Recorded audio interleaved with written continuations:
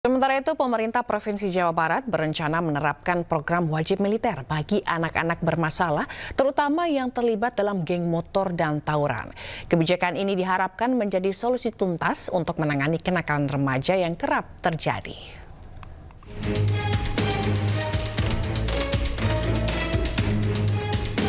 Maraknya kasus tawuran serta pelajar yang terlibat geng motor membuat pemerintah Provinsi Jawa Barat mengeluarkan aturan khusus untuk memiliterisasikan anak yang bermasalah. Program ini bertujuan membentuk karakter disiplin dan tanggung jawab. Peserta akan mengikuti pendidikan khusus di bawah pengawasan TNI Polri selama 1 tahun. Sementara status sekolahnya tetap terdaftar di SMP SMA asal dengan kelas khusus. Beberapa daerah seperti Bandung sudah menyiapkan barak untuk program ini. Di samping itu, Pangdam 3 Siliwangi dikabarkan telah mempersiapkan infrastruktur pendukung. Menurut Gubernur Jawa Barat, rencananya program akan dimulai pada Mei 2025 dengan peserta termasuk anak-anak yang tertangkap tawuran atau terlibat tindak kriminal.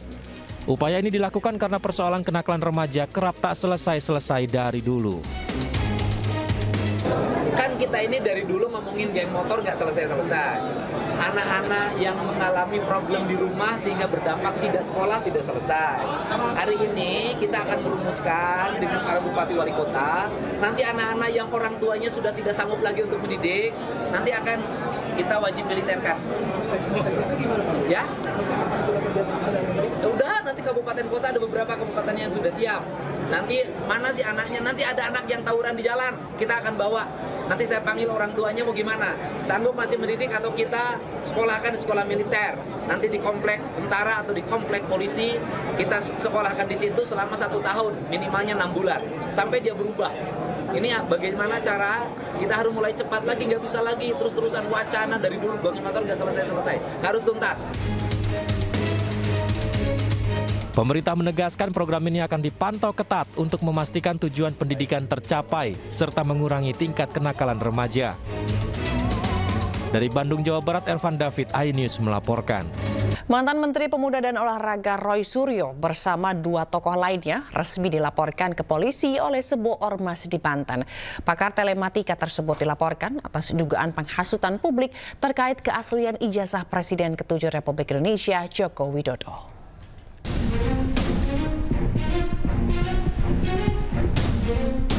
Organisasi masyarakat Forum Komunitas Masyarakat Banten Anti Fitnah mendatangi Mapolda Banten Senin siang.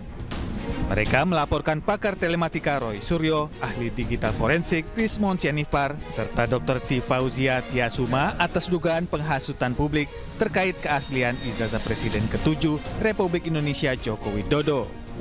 Ketua Forum Komunitas Masyarakat Banten Anti Fitnah, Roynal Pasaribu, menyatakan pelaporan ketiganya diajukan dengan dasar pasal penyebaran berita bohong dan pencemaran nama baik dalam Undang-Undang ITE. Selama lembaga penerbitnya itu tidak pernah membatalkan, tetap mengakui asli, dan pengadilan pun tidak pernah juga menyatakan itu ijazah yang palsu, kita berpegangan kepada itu. Atas dasar itulah kita datang ke Polda ini supaya tidak ada lagi kegaduhan di masyarakat.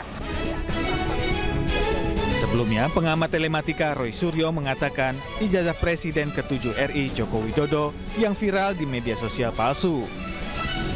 Dalam kesempatan lain, Roy Suryo menyatakan siap menghadapi proses hukum dan membuktikan keabsahan ijazah Presiden RI ke-7 Joko Widodo di pengadilan. Ijazahnya tidak ada di UGM.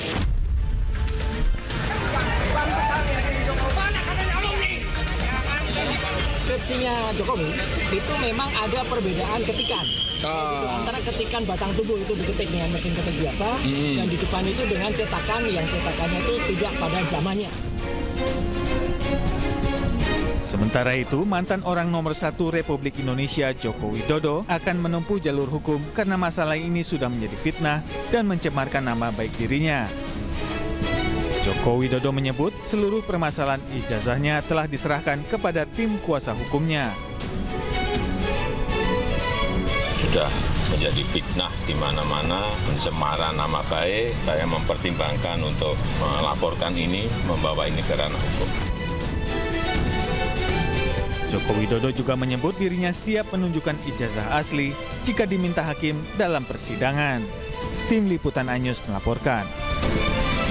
Kejaksaan Agung menggelar rekonstruksi pemberian suap senilai 60 miliar rupiah terhadap para hakim dalam vonis lepas kasus korupsi minyak sawit mentah. Dalam rekonstruksi terungkap bahwa pertemuan para tersangka dilakukan sebanyak 3 kali sebelum suap diberikan.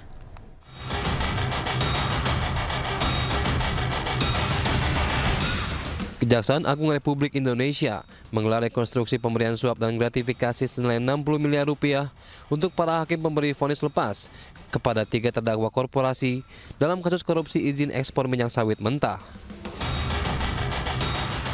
Reka adegan ini melibatkan 8 tersangka, terdiri dari 4 tersangka hakim penerima suap dan 4 tersangka pemberi suap. Ke-8 tersangka melakukan rekonstruksi sebanyak 27 adegan, mulai dari pertemuan hingga pembagian uang suap di antara para hakim.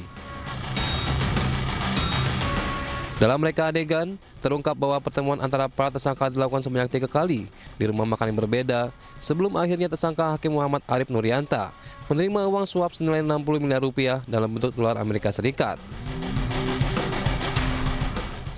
Reka adegan ini dilakukan untuk membuat lebih terang konstruksi kasus suap dan gratifikasi para hakim dalam memvonis lepas 3 terdakwa korporasi. Tim Liputan iNews melaporkan. Sementara itu, Kejaksaan Agung melakukan penggeledahan dan penyitaan terhadap aset-aset milik Kepala Balitbank di Klatkumdil Mahkamah Agung Zarof Rikar di kediamannya. Penggeledahan dan penyitaan terkait penanganan perkara tindak pidana pencucian uang yang menjerat Zarof Rikar. Tim yang lain.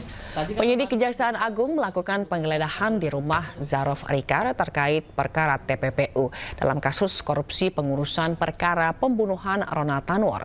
Dari hasil penggeledahan, Kejagung menyita sejumlah dokumen terkait dugaan tindak pidana pencucian uang. Kejagung juga telah melakukan pemblokiran terhadap berbagai aset yang diduga milik ZR.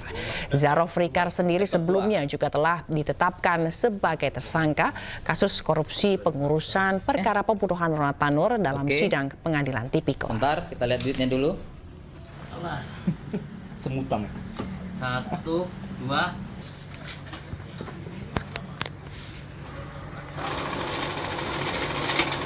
Udah, finish.